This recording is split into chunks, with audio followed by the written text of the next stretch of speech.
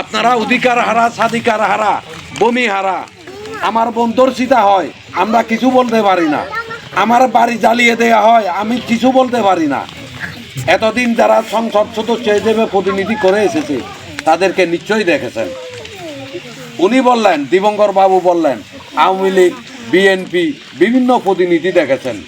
আমি সেজন্যই সিদ্ধান্ত নিয়েছি আমি এই সংসদ সদস্য পদে প্রার্থী হব। প্রতিদ্বন্দ্বিতা করে আপনাদের সহযোগিতা নিয়ে আমি সংসদে গিয়ে নিপীড়ন নির্যাতনের বিরুদ্ধে কথা বলবো। আমাদেরকে শেখ হাসিনা সরকার আমাদেরকে বাঙালি বানিয়েছিলেন, জানেন এটা আপনারা? আপনারা কি বাঙালি? না, বাঙালি না, ত্রিপুরা। আমি চাকমা, আমি ত্রিপুরা, আমি মারমা, আমরা বাঙালি না। কিন্তু পঞ্চদশ সংশোধনীতে একটা আমাদেরকে বাঙালি বানানো হয়েছে, অর্থাৎ দেশি হিসেবে আমরা বাংলাদেশি। কোন দেশে বাস করি? বাংলাদেশে। নাগরিক হিসেবে আমরা সেজন্য বাংলাদেশি, আমরা বাঙালি না। ওইটার ব্যাপারে ওই বিতর্কিত যে সংবিধানে যেটা আইন তৈরি করা হয়েছে ওই ব্যাপারে আমি সংসদে গিয়ে কথা বলবো এবং ওই বিতর্কিত আইনটা যেন বাতিল করা হয় আমি সে ব্যাপারে ভূমিকা রাখবো।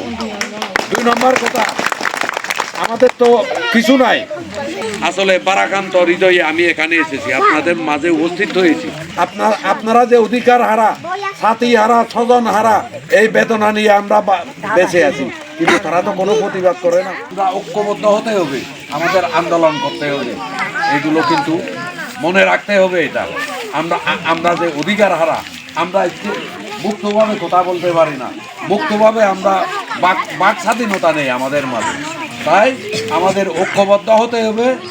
12 তারিখে ভোট দিয়ে আমাকে জয়যুক্ত করবেন। ব্যালট বিপ্লব ঘটান, আমাকে বিজয়ী করুন। সংসদের বাইরে আর ভিতরে রাজপথে আন্দোলন। যত বুটো নাই 12 তারিখে ন করাই আপনাদের সাথে মিলেমিশে কাজ করব, উন্নয়ন ঘটাবো, অধিকার আদায়ের জন্য কথা বলবো।